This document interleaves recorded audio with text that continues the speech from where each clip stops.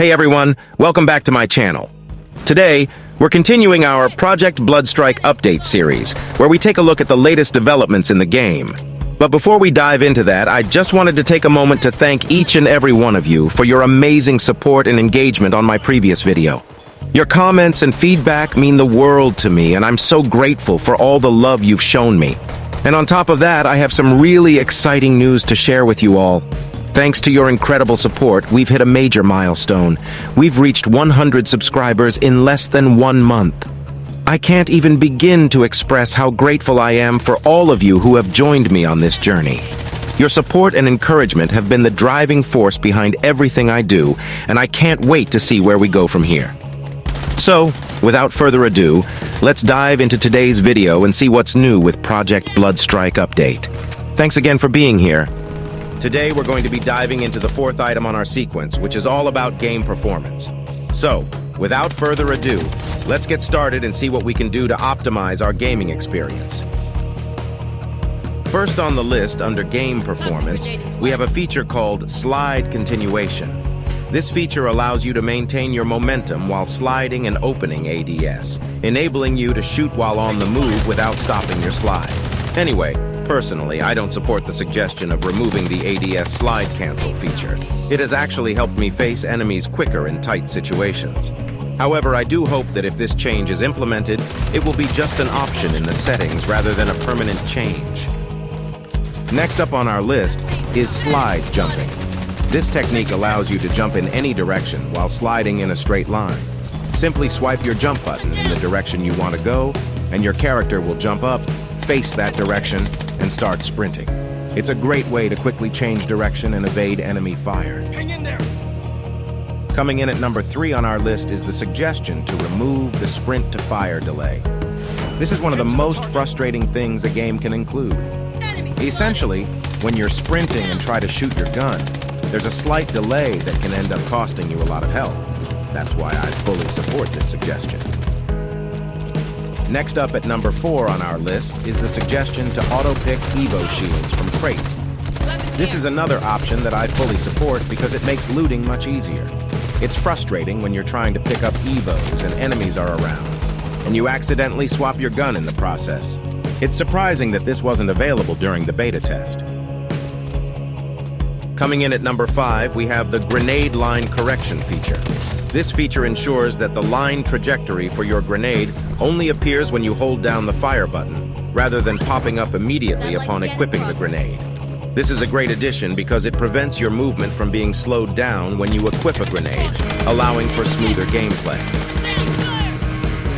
At number 6 on the list, we have the FPP Camera when using Zipline feature. Currently, this feature is set to TPP, and we recommend keeping it that way. Changing it to FPP doesn't make much sense, and could potentially cause issues with gameplay. Coming in at number 7, we have the Zipline FPP Shooting feature. While we recommend keeping the zipline in TPP, we do support the ability to shoot while using it. However, we suggest limiting the weapons that can be used while on the zipline to SMGs, pistols, and shotguns, rather than assault rifles or snipers. At number 8 on the list, we have the vertical and horizontal ziplines feature.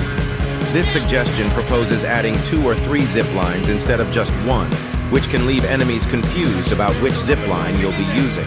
Additionally, the suggestion recommends adding more ziplines in various areas of the map to make traveling faster and more efficient. At number 9 on the list, we have SelfRevive in FPP. Once again, no, do not change this from TPP because, of course, we want to see the SelfRevive animation ourselves.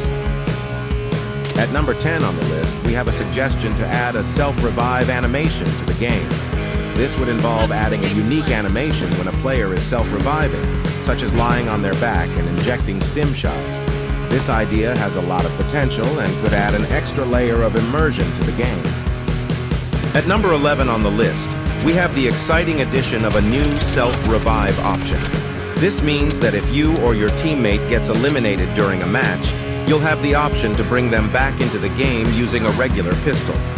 However, if you have up to 8,000 cash, you'll be able to bring back your eliminated teammate with either an SMG or an AR.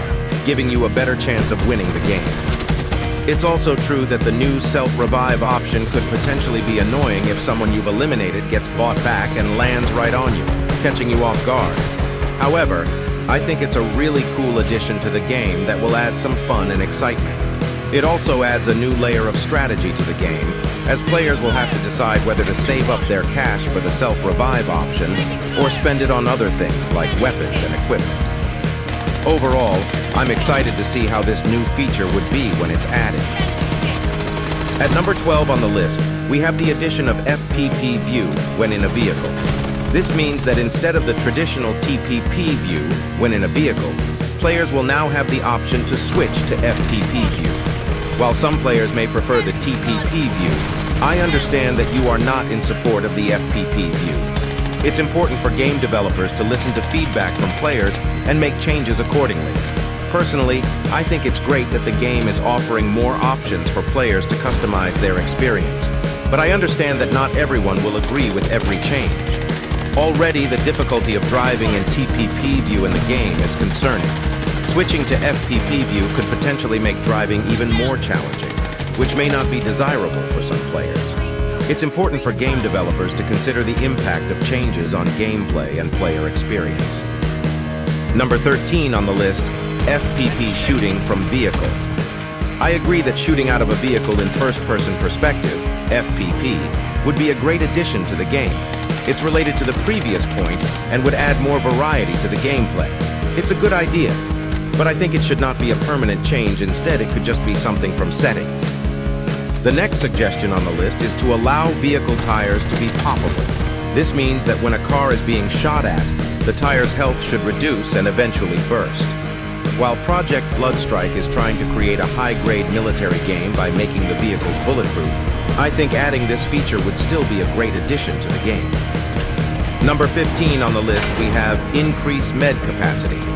This would allow players to carry at least 3 inhalers, 3 meds, and around 10 or more bandages. This would be a great addition to the game, as it would give players more flexibility and options when it comes to healing themselves.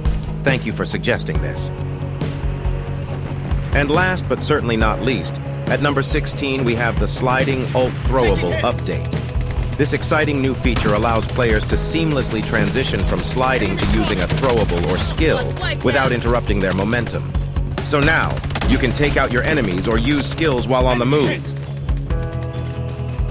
Thank you so much for watching today's video. I hope you enjoyed it and found it helpful. If you did, please give it a thumbs up and don't forget to subscribe to my channel for more content like this. This series will be coming to an end in the next 2 videos, so make sure to stay tuned for the next part. I'll be sharing even more updates about Project Bloodstrike. In the meantime, feel free to leave a comment below with any questions or suggestions for future videos. And don't forget to follow me on social media to stay up to date on all my latest content. Thanks again for watching, and I'll see you in the next video.